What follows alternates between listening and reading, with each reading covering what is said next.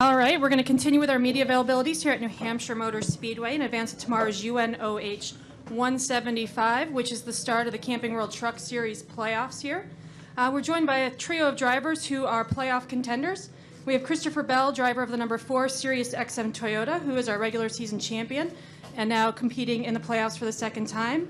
And then we also have a pair of Sunoco Rookie of the Year contenders who are in the playoffs for the first time. We have Austin Cindric, driver of the number 19 Draw-Tite Reese Brands Ford, and Kaz Grala, driver of the number 33 Net Chevrolet. Gentlemen, why don't we'll start with you at the end. Austin, why don't you each talk about what you're looking forward to this weekend starting the playoffs?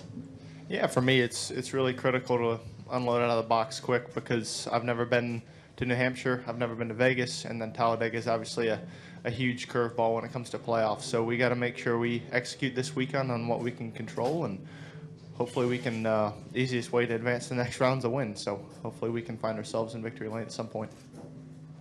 Go ahead, Christopher. So this is a weekend that I've been looking forward to for a long time. My team at Hampshire Motor Sports was able to come here and test last year before the playoffs, and it was definitely a huge advantage for us because whenever we came here for the race weekend, we were really good right off the truck. Me and my teammate ran 1 and 2 the majority of the race, and now I'm with Rudy, the crew chief that dominated the race last year. So I'm feeling really good about it. He's feeling really good about it. I think we'll be just fine. And I'm just excited to be home. My house is only about an hour from here, so this is pretty cool. We don't have too many tracks nearby, so this is one I always look forward to. It was also my best finish of my 9 races last year, so I feel like we've got a pretty good momentum burst going into this, and it's a track I've got laps on. The only one in this round of the playoffs that I have laps on, so we've got to make the most of it. All right, we'll get started with questions. Please raise your hand. We'll get a wireless mic. We'll start with Pat in the back.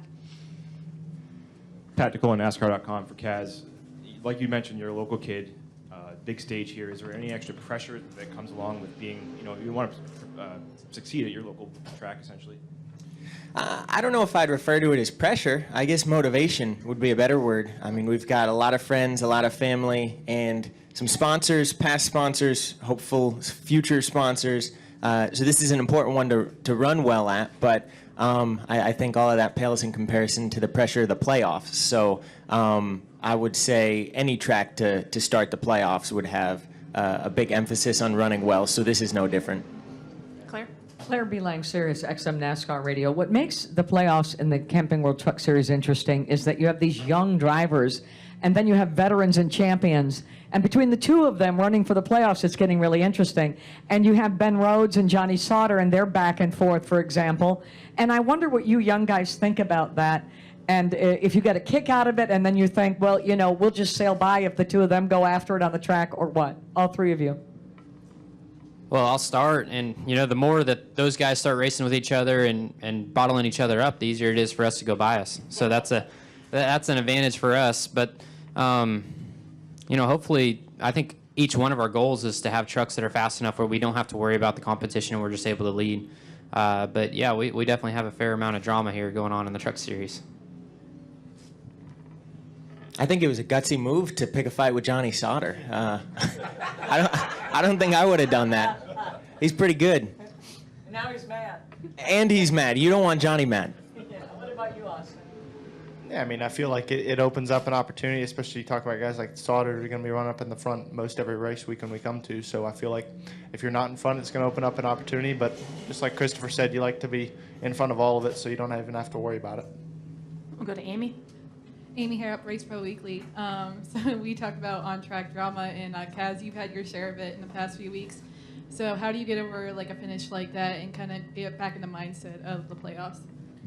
Well, I think, especially for this weekend, I've got to put that behind me because these playoffs, you can't afford to have any sort of hiccup, and I don't want to start them off with anything that puts myself and my truck at risk. So I think I'm going to be racing pretty hard, just focused on getting a good finish, good stage points, all that. Do we have any additional questions for our panel? We'll go to Reed in the middle. Reed Spencer, NASCAR Wire Service. For all of you, last week in the Monster Energy NASCAR Cup Series race at Chicagoland, the first playoff race, you saw a lot of mistakes. Obviously, the pressure there had mounted. Do you guys, are you feeling that as the playoffs approach now and the first race comes? Yeah, I mean, I feel like I've heard a lot. You can race your way out of this first round a lot more than you can race your way in. I mean, we only have to beat 2 other competitors, and I feel like the worst thing you can do is make a mistake, either if that's in pit road, if that's on track. I think your finishing position is just as critical as your stage points, as we've seen throughout the year. So just to be able to run consistently throughout the 3 segments of this round, I think is going to be the most critical thing you can do. And like I said, you're going to be able to race your way out. With the Truck Series having so many fewer races than the Cup Series, there's fewer playoff points to be had. So we're all a lot tighter in points, and there's fewer of us in the playoffs, period. So I think that just makes mistakes that much more costly in a race, because if any of the 8 of us have a race like a lot of the guys had last week in Chicago, I think that could pretty well put us in a hole that causes a must-win situation. As far as pressure goes, I've said this time and time again, it's another race, and it doesn't matter what we're racing or where we're racing. If we all go run rental go-karts somewhere, we all want to win really bad. So it doesn't really change anything, because the more pressure that you put on yourself normally does not work out for the good. So we're just going to, at least my team, we're going to focus on it like every other race and try and do the best we can. And, I mean, besides the fact that we might not push our pit road lights as fast as what we normally would to make sure that I don't get a speeding penalty, or if I'm 3 wide bottom or 3 wide middle, I might let off if I'm early in the race compared to earlier in the year where I wouldn't. But, looking ahead into the races, I don't think we're going to change anything because of the pressure. We'll go here to the middle and then to Lewis and Jerry. Kaz, your first race back since your Daytona breakthrough. What's the reaction been coming from New England racing here when you grew up, and just getting a chance to see what everyone's felt about it? Well, I mean, last year, the only people who knew who I was my friends and family that I brought here. So, I mean, it's kind of cool to have a few more fans and sign some extra autographs. And, I mean, obviously, coming to your home track, it's cool to have the support of all the local people. And this is, at least as of right now, the last Truck Series race at New Hampshire. So hopefully that brings out a really good core crowd of Truck Series fans. Go to Lewis. Louis Frank of Reuters. Many times you guys hear reporters ask Cup drivers who race in other series in the same weekend, did you learn anything from these other races? Do you guys pay attention to the Cup practices? Do you get any benefit out of that? I think that's going to be what I'm going to be doing this morning. I'll be eating my Lucky Charms watching Cup practice, because they've got the sealer down on the track, and no one really knows what it's going to do. You don't know if it's going to use that 3rd lane. You never know if the bottom's going to be the best place. Obviously, you see it really transformed Bristol, especially for the truck race, and we're the first race to be on it. So I think it's going to be critical for how you start your weekend. I mean, usually the trucks drive a lot differently than the Xfinity and Cup cars because of our aero, but going into this weekend, I actually spent the majority of my time studying the Xfinity race from here in July, because it's only 25 laps longer than our race, but they had the VHT down just like we have. So I think the dynamic of that race is going to be pretty relevant to what our race plays out to be. So I've spent my time learning from that, but I'll be watching what's going on this weekend too. Go to Jerry. Jerry Jordan, King of the Tires.net and PRN. I mentioned about the points being close a while ago, and in the Cup side, there's Martin Truex Jr. Everybody says this is the lock to make it to Homestead.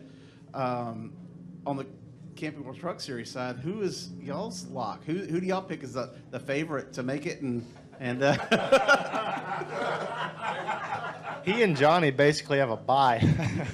It's the bottom 4. I mean, if you look at how the points stack up, I mean, I think there's 7 points that separate me to 4th, and from where Kaz is, I think it's only like 8. So I mean, there's peanuts between where we are. So it's going to be the fight for the bottom 4.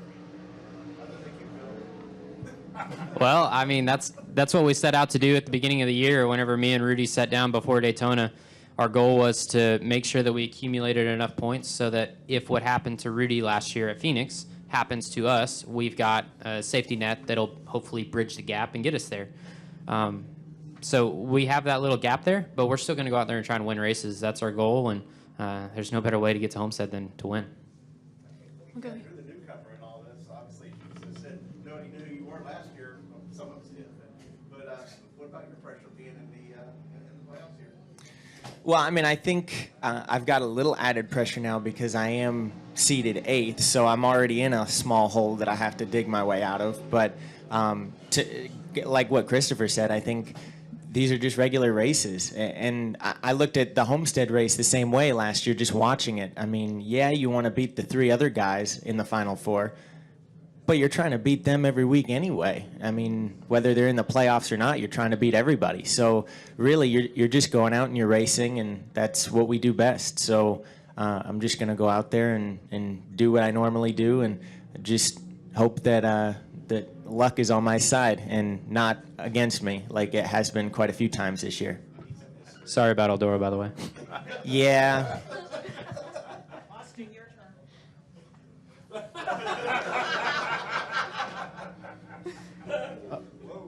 Hey, Kaz. I mean, I could have not been in a hole. Notice the no sorry. I would have been like seated 4th or something, but He still finished 3rd. Bob Stegmeyer, Full Throttle Magazine out of New York. For all 3 of you, from the beginning of your race to the end of your race, can you really feel the difference as that track coat wears out, or does the handling change that much, or do you feel confident that you could still dig into the corner and not worry about losing it towards the end of the race versus the beginning of the race, where you can be a little more aggressive? That'll be a great question to ask after the race, because I don't think any of us really know what to expect. So I've ran on 2 different VHT tracks now. I've ran Bristol 2 years in a row, and now I ran the Xfinity race at Charlotte. And it was crazy the difference between the VHT at Bristol compared to the VHT at Charlotte. Just the concrete surface versus the asphalt surface made it react totally different. So we don't really know what to expect here. Like Kaz said, we've studied the July race and the Xfinity race, and so we've done our homework, but we don't have any idea what it's going to feel like until we get out there. Do we have any final questions for our panel? All right, gentlemen, thanks for joining us today. Good luck tomorrow. Thanks for an entertaining question.